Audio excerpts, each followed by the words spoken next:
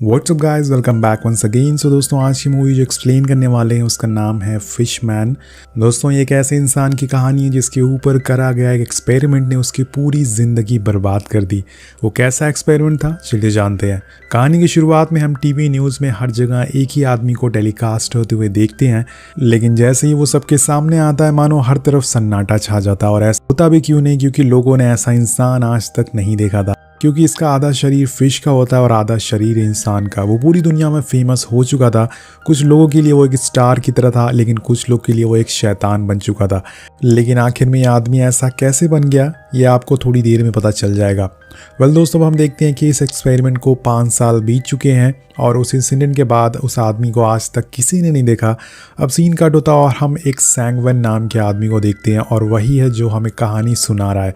सैंगवन असल में एक न्यूज़ रिपोर्टर होता है, लेकिन आज भी वो उस फिशमैन की तलाश में भटक रहा है। उसके बारे में जानना चाहता है कि वो कहाँ है, लेकिन उसके सीनियर उसे समझाते हैं कि तुम्हें उसे ढूंढने की जिद छोड़ देनी चाहिए, क्योंकि क्या पता वो इंसान अब मर चुका हो। लेकिन सैंगवन को उनकी बातों का ज़रा भी असर नहीं होता और वो वहाँ से उठ के बाहर आ जाता है। उसे यहाँ एक जिम नाम की लड़की मिलती है जो उसे एक लिफाफा देते हुए कहती है कि उम्मीद मत छोड़ना। जिसके बाद सैंगवन हमें बताता है कि वो जिम से ये पहली बार नहीं मिल रहा है, बल्कि वो उसे 5 साल पहले भी मिल चुका है।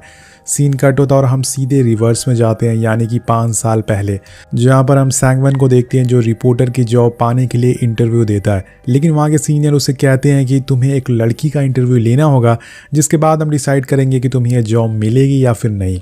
अब सैंगवन घर जाता है तो उस लड़की के बारे में सारी जानकारी इकट्ठा करना शुरू कर देता है, जिसमें उसे पता चलता है कि ये लड़की सबको ये कह रही है कि इसका एक दोस्त है जो आधा इंसान और आधा फिश बन चुका है। लेकिन सब लोगों को ये बात झूठ लग रही है और सबको लगता है कि ये लड़की बस फेमस होने के लिए सारी झूठी कहानी बता रही है। वहीं सैंगवन अब अगले दिन उस लड़की के एड्रेस पर पहुंचता है और देखता है कि उसके घर के बाहर उसके बारे में काफ़ी बुरी बुरी बातें लिखी हुई थी। इसके बाद वो गेट को नॉक करता है और एक लड़की गेट खोलती है। ये कोई और नहीं बल्कि जिम होती है। अब अंदर जाने पे सैंगवन उसे फिशमैन के बारे में पूछता है तो वो उसे सारी बातें बताती है, जैसे कि फिशमैन उसका दोस्त था और उसका नाम पर्क था। दरअसल पर्क बहुत ही गरीब था और उसने पैसे के लालच में आके एक हॉस्पिटल की दी हुई कुछ पिल्स खा ली थी और उसके खाने के कुछ दिन बाद उसके बॉडी में रिएक्शन हो गया और वो एक फिशमैन में बदल गया। उस हॉस्पिटल के लोगों ने उसे कई दिन हॉस्पिटल में रखा और उसे बहुत तकलीफ़ देने लगे, उस पर कई टेस्ट करने लगे और इसलिए एक दिन वो हॉस्पिटल से भागकर मेरे घर आ जाता है, क्योंकि वो मुझसे प्यार करता था, लेकिन मैं उसे सिर्फ अपना दोस्त मानती थी।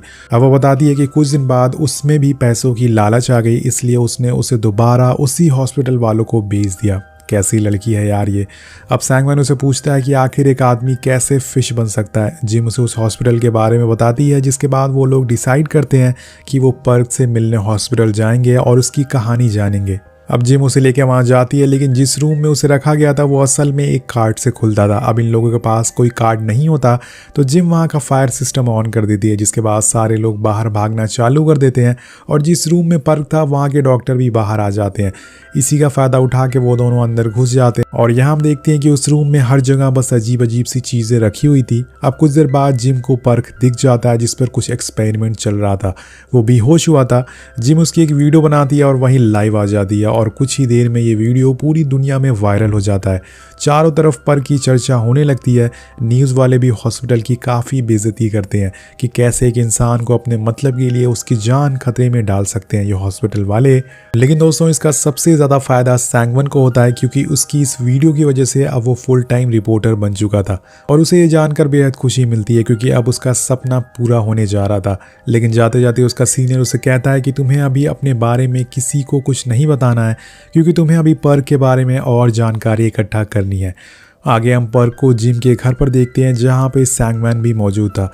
वो उसके ऊपर एक डॉक्यूमेंट्री बना रहा था, लेकिन इसी बीच वहाँ पर्क के फादर आ जाते हैं, जो उसे आते ही एक जोर का थप्पड़ लगाते हैं और कहते हैं कि तुम्हें मैंने पैसे यूनिवर्सिटी क्लियर करने के लिए दिया था, लेकिन तुमने मेडिकल असाइनमेंट में पार्टिसिपेट कर लिया। अब उसे काफ़ी बुरा भला कहते हैं और ये सब देखकर पर्क को बहुत ही बुरा लगता है। लेकिन आखिर में सैंगवन उन्हें रिलैक्स करवाता है और फिर से डॉक्यूमेंट्री शुरू कर देता है। अब सीन शिफ्ट होता और हम उसी हॉस्पिटल के एक सीनियर डॉक्टर को देखते हैं जो एक प्रेस कॉन्फ्रेंस करते हैं, क्योंकि सारे कांड के पीछे इन्हीं का हाथ होता है। जिसके लिए वो सबसे माफ़ी मांगते हैं और अपने इस एक्सपेरिमेंट के बारे में सबको बताने लगते हैं, जिसमें वो कहते हैं कि हम लोगों ने टूना और साइमन ब्रीड की फ़िश में से न्यूक्लियस को बाहर निकाल के हमने एक प्रोटीन बनाया था जिसकी मदद से हम पूरी दुनिया में फैल रही भुखमरी को ख़त्म करना चाहते थे। आगे वो बताते हैं कि हमने इसी से एक पिल बनाई थी जिसे खाने से लोगों की भूखमरी मिट जाएगी और खाने की बचत होगी। जब हमने इसकी शुरुआत की थी तो ये बहुत ही सक्सेसफुल रहा था। इसके बाद हमने इसे लार्ज स्केल पर करने का सोचा और इसी पिल को पर्क ने भी कंज्यूम किया था, लेकिन हमें नहीं पता था कि आगे जाके इस एक्सपेरिमेंट का ऐसा रिएक्शन होगा और पर्क की ऐसी हालत हो जाएगी। इसके बाद हम सांगवन और जिम को उसकी कार में देखते हैं। सांगवन उसे समझाता है कि अगर वो उसके साथ काम करे तो इसे दोनों का फ़ायदा हो सकता है। अब ये सुनकर जिम पहले तो मना कर देती है, पर बाद में सांगवन कहता है कि वो उसे अपनी सैलरी में से $500 देगा अगर वो उसके साथ इस पर्क के केस पर काम करे। तो जिम भी मान जाती है। कैसे ना मानती दोस्तों, इसने पैसों के लिए पर्क को हॉस्पिटल को दे दिया था। पैसों के लिए अब वो दोनों पर्क के बारे में और जानकारी इकट्ठा करना चालू कर देते हैं।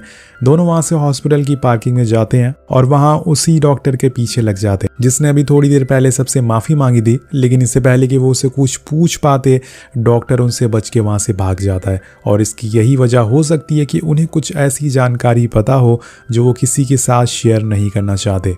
सीन शिफ्ट होता और हम कुछ महीनों बाद का समय देखते हैं जहाँ पे अब लोगों के दिलों में पर्क के लिए प्यार बढ़ने लगा था, क्योंकि सभी को पता चल चुका था कि इसमें उसकी कोई गलती नहीं है। वो सबके सामने भी आने लगता है। लोग उसके साथ फ़ोटोज़ क्लिक करवाते थे मानो वो कोई सुपरस्टार बन चुका हो।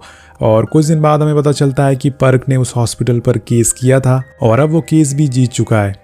जिस हॉस्पिटल ने उस पर ये एक्सपेरिमेंट किया था उसको 9 महीने के लिए सस्पेंड कर दिया गया है और साथ में उस डॉक्टर को भी 4 साल की जेल की सज़ा सुनाई जाती है। लेकिन उसका लॉयर उसे बताता है कि ये केस किसी भी समय री अपील किया जा सकता है, इसलिए तुम जब भी मीडिया के सामने जाना तो वहाँ स्माइल करते रहना, क्योंकि ये केस हमें मीडिया की वजह से ही जीत सकते हैं। अब धीरे धीरे और समय बीतता रहता है और समय बीतने की वजह से अब पर्क की हालत बुरी होती जा रही थी। उसे बहुत ही ज़्यादा प्यास और भूख लगती जा रही थी और धीरे धीरे करके वो पूरी तरह से फिश में बदलता जा रहा था। अब जब ये डॉक्टर देखते हैं तो हैरान हो जाते हैं, क्योंकि अब वो ज़्यादा दिन तक जिंदा नहीं रह सकता।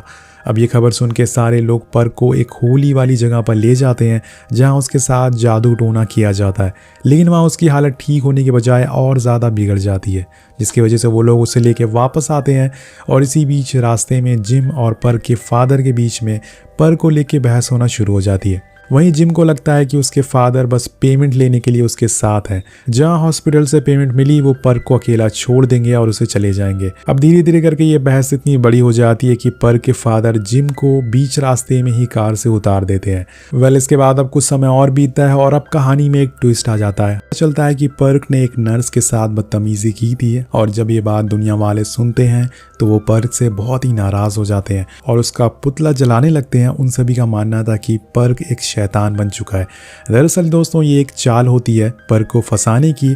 हमें पता चलता है कि एक्सपेरिमेंट करने के लिए जो कंपनी डॉक्टर्स को फंड कर रही थी उसी ने झूठा इल्ज़ाम पर्क पर लगाया था ताकि वो पर्क को एक क्रिमिनल साबित कर सकें और उनकी कंपनी बच जाए। जब ये बात पर्क सुनता है तो वो पूरी तरह से टूट जाता है और उसे समझ आ जाता है कि अपनी भलाई के लिए, अपने प्रॉफिट के लिए इंसान कितना ज़्यादा गिर सकता है।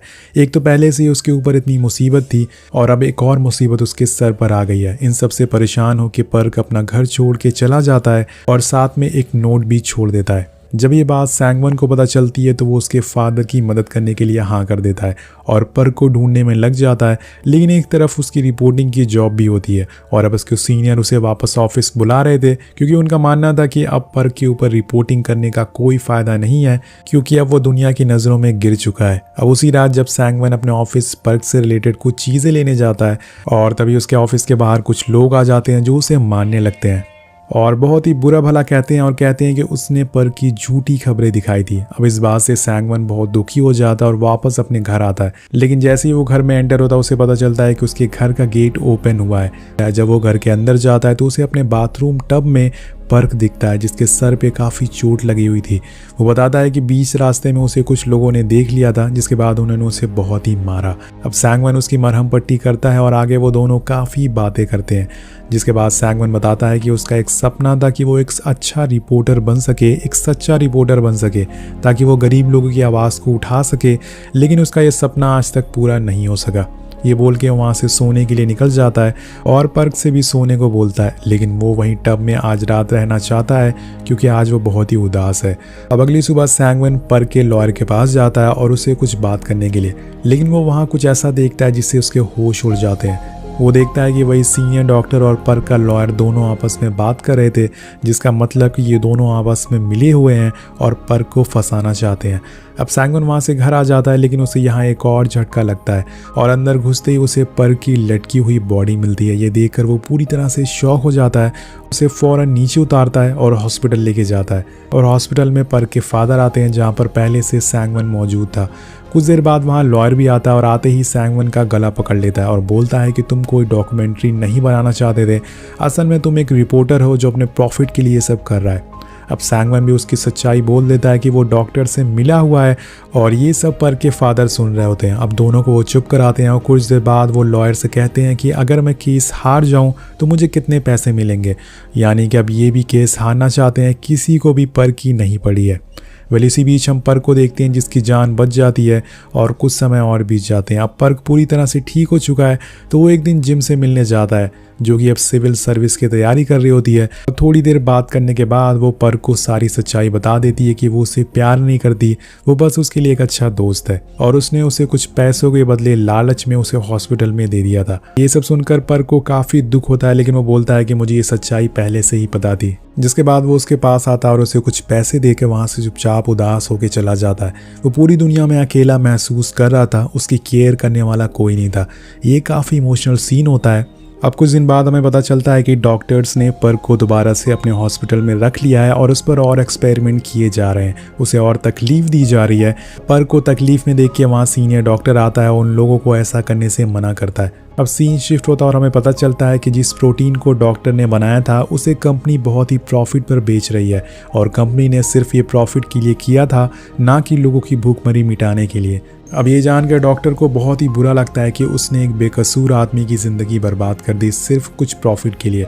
उन्हें अब उसे माफ़ी मांगनी चाहिए, लेकिन तब तक शायद बहुत देर हो चुकी थी। हम देखते हैं कि फ़िश में बदलने की वजह से, बॉडी में चेंजेस आने की वजह से पर्क की मौत हो चुकी है। वेल गाइस, फाइनली मूवी के आखिर में हमें पर्क का पहली बार असली चेहरा दिखाया जाता है। उसके इस हादसे के बाद डॉक्टर को 7 साल की सज़ा सुनाई जाती है और जो पर्क का लॉयर होता है वो भी अब पॉलिटिशियन बन चुका था। इसके बाद हम फिर से प्रेजेंट में आते हैं, जहां सैंगवन उसी लिफाफे को लेके डॉक्टर के पास जाता है जो उसे डॉक्टर ने दिया था। वो उस लिफाफे को उन्हें दिखाता है। लिफाफे में एक फ़ोटो थी। दरअसल ये फ़ोटो तब की है जब पर्क के डैड उसकी एशेस को नदी में बहाने के लिए गए थे, लेकिन इस फ़ोटो में हम पर्क के हाथ को देखते हैं और अब जाकर डॉक्टर एक और सस्पेंस खोलते हैं। डॉक्टर बताते हैं कि पर्क अभी मरा नहीं है, वो अभी भी ज़िंदा है। जब मैं उसे आखिरी बार मिला तब मैंने उसे बोला कि मैं तुम्हें दोबारा से इंसान बना सकता हूँ और कहा कि इंसान बहुत ही झूठे और धोखेबाज होते हैं और यही वजह है कि मैं आज इस हालत में हूँ। उसने मुझसे वादा किया कि मैं ये सारी सच्चाई तुम्हें बता दूँ क्योंकि तुम एक सच्चे रिपोर्टर हो। अब डॉक्टर कहता है कि पर्क शांति से जीना चाहता था, इसलिए वो समुंदर में चला गया क्योंकि वही अब उसका घर है। अब ये सुनकर सैंगवन को बहुत ही दुख होता है और वो अपने ऑफिस वापस आ जाता है, लेकिन उसे वहाँ जिम मिलती है और वो उसे भी एक लिफाफा देती है जिसके अंदर एक डिस्क होती है और जब उसे प्ले करता है तो वो देखता है कि कुछ डाइवर्स के पीछे पार्क भी स्विम कर रहा है जो कि नदी में होते हैं। और ये क्लिप देखने के बाद वो अपना कैमरा उठाता और एक बार फिर से अपने काम पे लग जाता है, मतलब कि गरीब लोगों की मदद करने, जिसके लिए वो रिपोर्टिंग करना चाहता था। कहानी के आखिर में हम पर्क को समुंदर में बहुत ही खुशी से तैरते हुए देखते हैं और इसी के साथ ये कहानी ख़त्म हो जाती है। तो आपको ये कहानी कैसी लगी नीचे कॉमेंट करके ज़रूर बताइएगा। अगर आप पीकी ब्लाइंडर्स का सीज़न 1, 2, 3, 4 देखना चाहते हैं तो उसका लिंक नीचे आपको मिल जाएगा। सो मिलते हैं आपसे अगली वीडियो में। Thank you so much watching. Peace out.